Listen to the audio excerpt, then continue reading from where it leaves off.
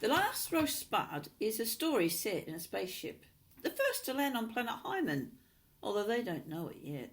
The spaceship is overloaded with people, so there's no fooling around. Even a bit of slack and tickle is banned. After all, who wants to be stuck on a spaceship with a kindergarten? So the men and women are separated with their own kitchen. The men, being old-fashioned, just fry everything, while the women create food for the gods.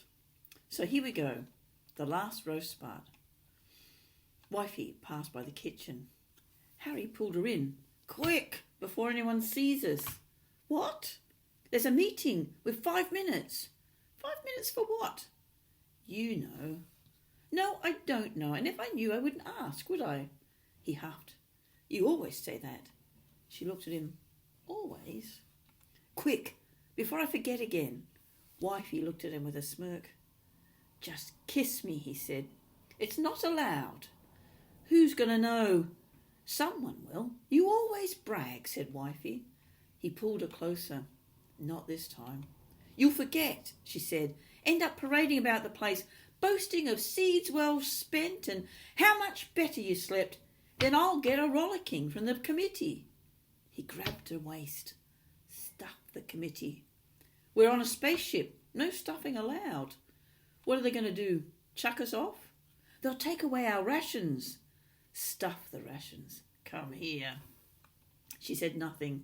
Eyed his slim chest. It was still a decent chest. A few grey hairs. A bit shaggy, but who was she to complain? It's not like she didn't have any saggy bits.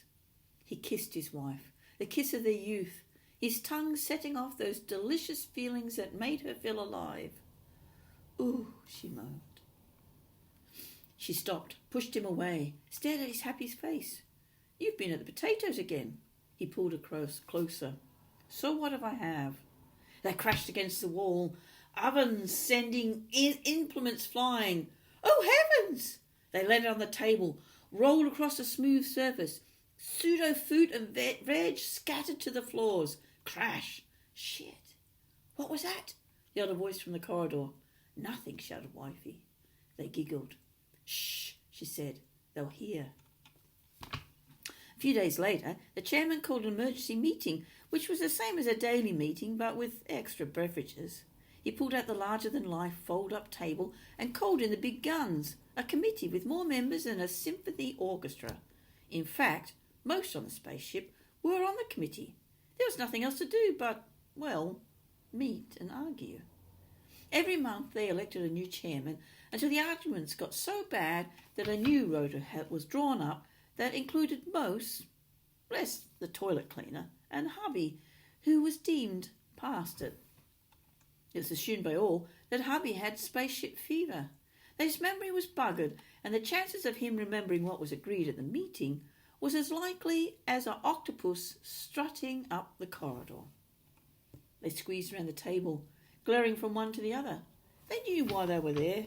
They'd seen the state of the kitchen. The chairman, with his best I know what's going on look, took command. He had one more week on the rota, and darned if it was going to be any more hanky-panky malarkey on his watch.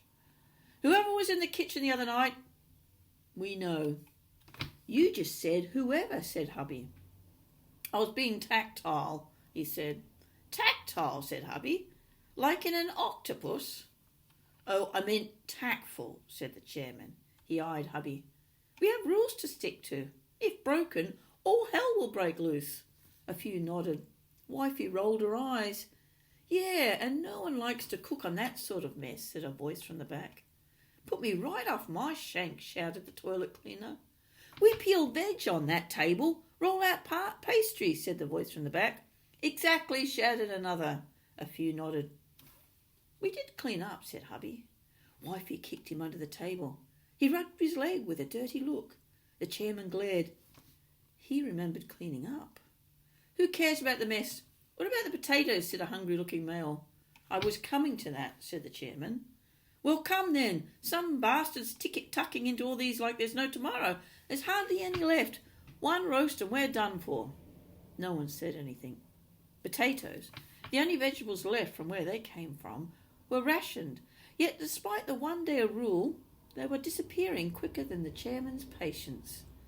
Now, I'm not saying the two things are connected, said the chairman, but if they were, there is time of plenty to, well, put them back. Put them back? That bastard's probably eaten them all. There's definitely a dip in the gravy, hissed the hungry-looking male. Everyone looked at everyone apart from Hubby, who was now wearing his best idiot look. You have your pseudo-veg, your chemical-enhanced fruit, petri dish meat. What more do you want? Snapped Wifey. Something real, shouted one. Juicy, shouted the other. Something that leaves grease on the lips, sighed the voice at the back. And oh God, some indigestion, sighed another. Yes, please. And I'm fed up unblocking things, snapped the toilet cleaner. A few pulled a face, regretting the whole idea of discussing such things. It never did any good. Hubby saw his chance, and with a sort of eye-rolling that turned many a stomach, he began to shout, Let's roast them all! Tuck in! Eat them one by one and be done with it! He let out a maniac laugh. They'll be off before we see a planet. They stared into space. No one wanted to say the obvious, that finding a planet was as likely as growing a real potato. Hubby stood in the kitchen, wondering where Wifey had put the roast. His stomach felt empty. He sniffed. There was a time before the spaceship, a time on the tip of his tongue when he knew who he was. If only he could find that Spud, and he could remember. Spuds always help. He sniffed again. It's there, somewhere. He could smell it, roasted and crispy. Yum. He opened another door. The heat hit his face. Eureka, he shouted. Wifey jolted awake. There's only one person who uses that word. She looked at her watch. It was the middle of the night.